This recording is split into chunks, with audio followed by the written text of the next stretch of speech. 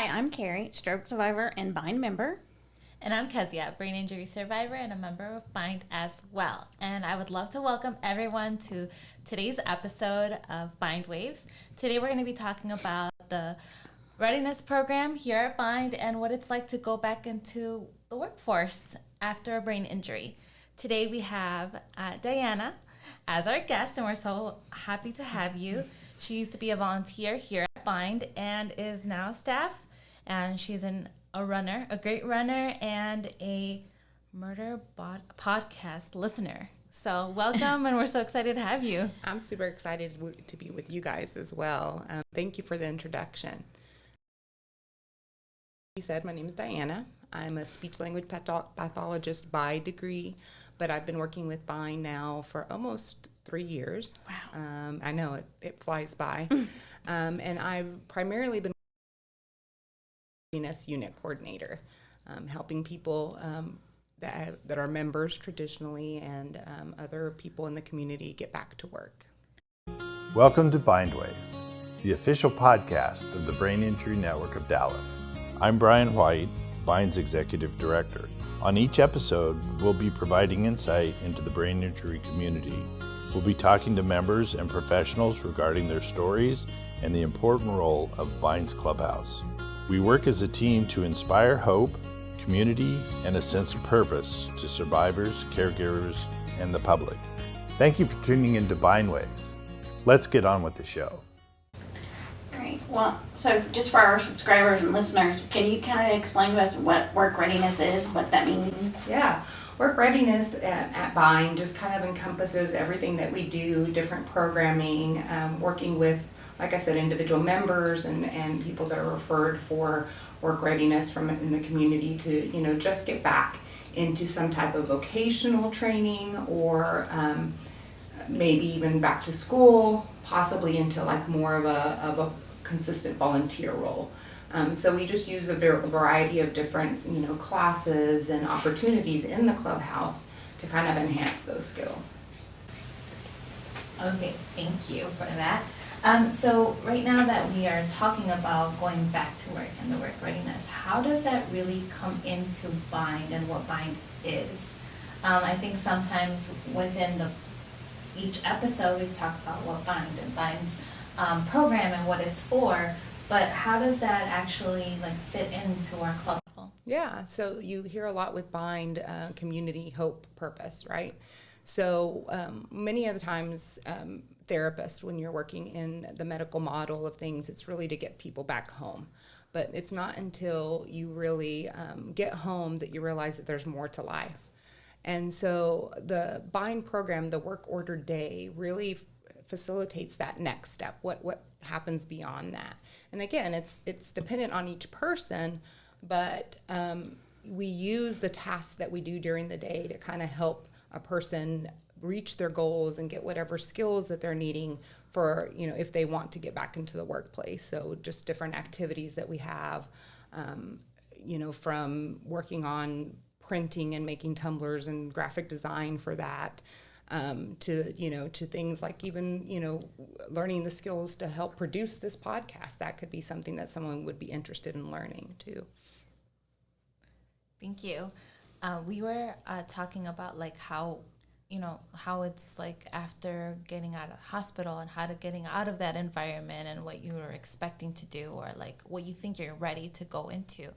How is it possible, or how do you get involved in it, and or at what point do you think it's ready to go back to work?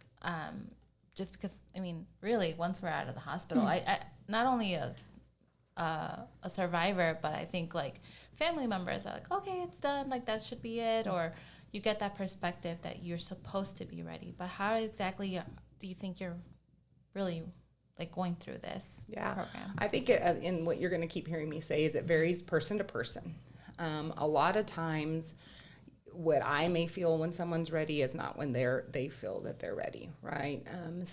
I would say for the majority of people after a brain injury, it's a confidence issue. They don't want to fail. They feel maybe like they're under a microscope, and so it's a little more difficult to go back to work. or they don't, they're worried that they'll lose their benefits. There's like a variety of reasons that people don't necessarily go back to work. But for the most part, you want to look at whatever it is that you're going back to, and can I do the tasks, that job description, the things that I need to do, so, can I do that mostly by my own, or with a few, like some help to accomplish that task. And if you can do that, then it's more about practicing and feeling more sure of yourself, or like interviewing or updating your resume, or just understanding like how you let someone know, or if you let someone know that you have a disability. Yeah. I think that that's something that was like really important to be learning. I think I had mentioned this in prior episodes, but how I heard about Bind is the work readiness program, where like, I'm younger and maybe not so much anymore, but like, I left, this happened to me on a Monday at work. So it's like after that, I'm supposed to be doing this. And that was kind of like what's considered after therapy, after rehabilitation, and then coming in here. So that's one of the things that I really had to learn about. It's like, how do I tell people that it might be a little bit difficult for me to remember like when the tests are due, or how do I tell people like when I'm interviewed, should I tell them I had a stroke? So things like that are really important things to learn, and I think that's one of the main subjects that I learned a lot from you. So thank you so much for that. Yeah, I know. And unfortunately for me, work readiness wasn't here when I first started. So, but the way work readiness works, and kind of with our work order day, I always want to throw those around. A little dyslexia here, but I just did whatever was asked to be done work-wise, so that I could get more comfortable going back to working on the computer and just whatever I could. So it seems to flow very easily for the work readiness tasks to be done in each department for the work order day here at Bind. Did I get that right? Yeah, I think absolutely. And I think, you're a perfect example, because you were doing so many things in the clubhouse that one day it was like, I think I can do this, and I can like get paid for it maybe. Right. But it, as many times as, Valerie or someone else would want to tell you, oh, you should go back to work. It wasn't until you decided that you were ready to do that. Right. That it really happened. And I think that one of our members, or one of our subscribers as well, one of their main questions has always been like, what is appropriate time to disclose the fact that, you might have some issues at work? Like, what's the appropriate time to be talking about it, to who, to, when? Yeah, that's another deep, like a kind of multi-level answer or question to answer. And usually my rule of thumb is, well, first of all, there's not any something that says legally that you have to disclose your disability, okay? I kind of tell people that anytime you're going to ask for some type of accommodation, that's when you want to make sure and mention it. It needs to be like it doesn't have to be in detail what exactly happened, but, for medical reasons, I have, a disability, and I might need some, to have things in writing, or I might need dictation software. And anytime that you do that, then you would want to disclose it. Now, depending on the type of job, it might be something you really just disclose to your immediate supervisor and your HR representative. Or, it might be something physical that your coworkers are going to know, and they might be, they might want to ask you, and sometimes it makes someone feel more comfortable if you go ahead and say, I'm going to ask you to help me, open the door, or, I need to make sure that I'm not on the second floor, because if there's a fire, it's going to be hard for me to get back downstairs. So things like that, certainly I tell people if you can physically see something that you have a need, then probably giving the heads up even before the interview helps. Again, it's a level of comfort for the person interviewing you too. Sure. And can any member of Bind be a part of the work readiness program? Is there anything special you have to do? I usually just want to have that conversation. And so I want to see kind of where your goals are, because the way I look at it is I try to kind of have a group of people, 3 to 6, no more than that. And I just want to make sure that it's a good group to kind of work together, and that we're kind of on that same level, that same need. There's always a variety. I've had people, going back to network engineering jobs. I've had people going back to just working in, more of a part-time retail role. And so I really try to make sure that they can become a support network for each other, in addition to just learning the information and that. Yeah, and I think that's kind of like what made me feel more comfortable when I was taking the class, the work readiness program. Part of it was just that we were all women, going through different, essentially going through different levels, right? One of them was younger, she was her first job, and then or even choosing a whole different type of career or a different type of day-to-day basis. So it was really interesting to learn. All of us, but we all still felt very connected. So I think that was really good. I think also one thing that you mentioned was just how to ask for your accommodations, and that's also one of the words that I had to learn about. I never even knew I can ask certain stuff. And then I also think that one of our guests really talked about it, and how she really writes emails right after after a meeting. So I think that was really cool. And also being able to text message with her boss, and different ways to communicate instead of depending on your hearing, if that was affected. So I think that's really cool. Yeah, I feel like if you the strategies you use yourself at home are a lot of the same strategies you're going to need to go back into that workplace. Right. And so just being able to communicate that need, and most of the time it's not anything that is very involved. It's like you said, it's that follow-up email that just to make sure I didn't miss anything or I didn't misunderstand anything. Or if you're more of a visual, always saying, hey, it's better if you send me a text, because then I can add it to my calendar, just so that again, it's easier for me to process things if I can read it. Sometimes people speak too quickly, or if your hearing was affected, and vice versa. If your vision's affected, then you might want them to tell you verbally, so you don't have to read it somewhere. Yes. Y'all be sure and hit that like button while you're listening. And one of the big questions that I know all of us that are disabled have when we think about going back to work is, are they going to take away my disability income? Oh, that's a great question. And actually, the short version is no. Fortunately, Social Security disability, I guess I should say that, Social Security disability insurance will not end automatically. They have what's called a Ticket to Work program. And if you want to Google that, Ticket to Work, that's a great thing just to look up, because it'll give you whatever the more current amount is. Traditionally, it's a certain amount, a threshold amount, that if you're making below that, it's not going to affect anything. But once you make above that, it kind of starts a clock. But it actually lets you take your time to kind of get back into the workplace. And the same thing, I actually just had a conversation with a member the other day. I don't want my insurance, my Medicare to end. And that's, very similar too. And actually Medicare benefits last even longer than the Social Security benefits do. So, those are all things that we definitely cover during our sessions and kind of go through, because it's a little different for different people. Now, long-term disability, that's where it gets a little more challenging. Mm-hmm. And so then we do have to kind of more one-on-one see, and even sometimes get back with your HR specifically to see what's allowed and what's not allowed for that. Yeah, and I think that's one of the difficult questions that you said, but also for a more fun question. Okay.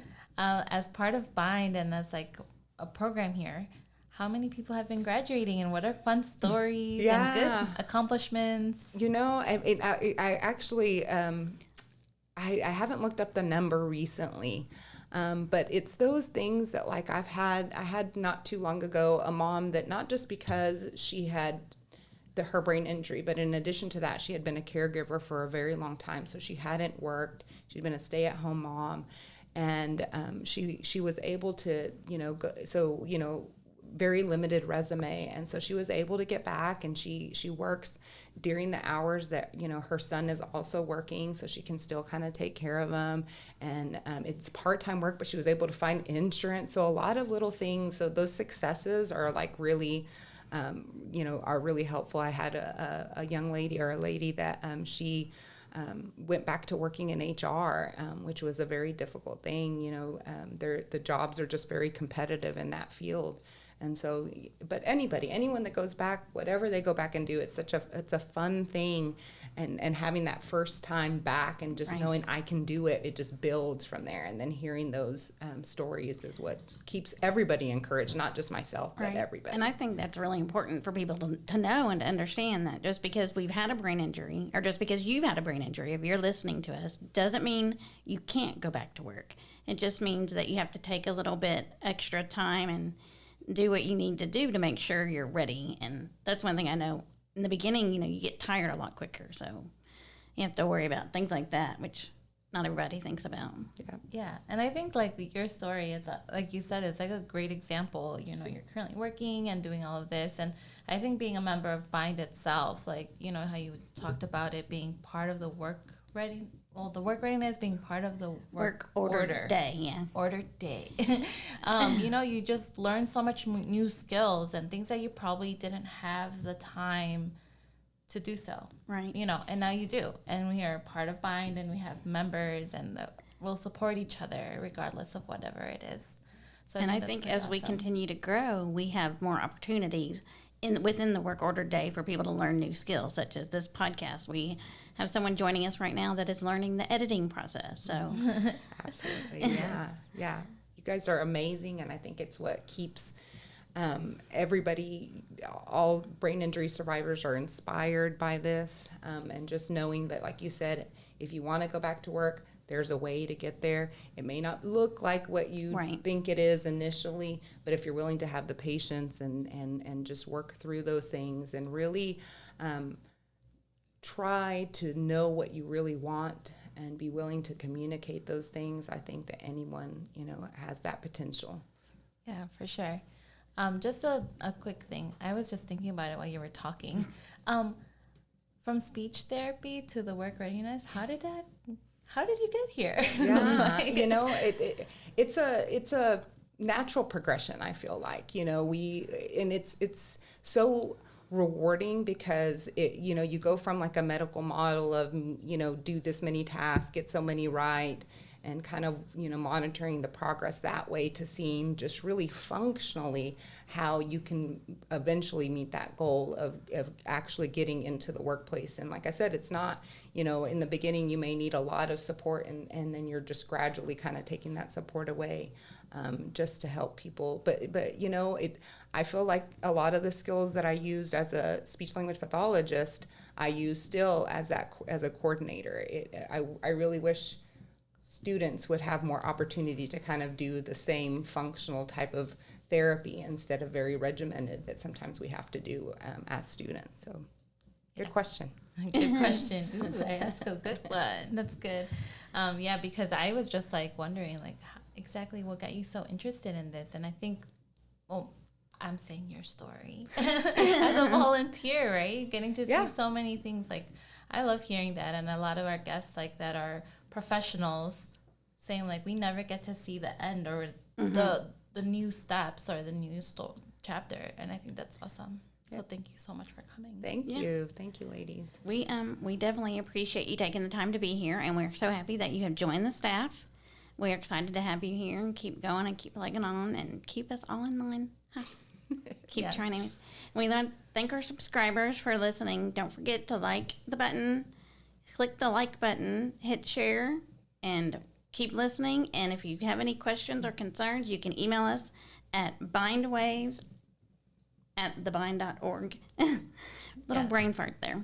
Yeah, always. But yes, thank you so much for coming. And I just want to make sure to all the prescribers to make sure to like and share all our episodes and don't miss out. So thank you. We hope you've enjoyed listening to Bind Waves and continue to support Bind and our nonprofit mission.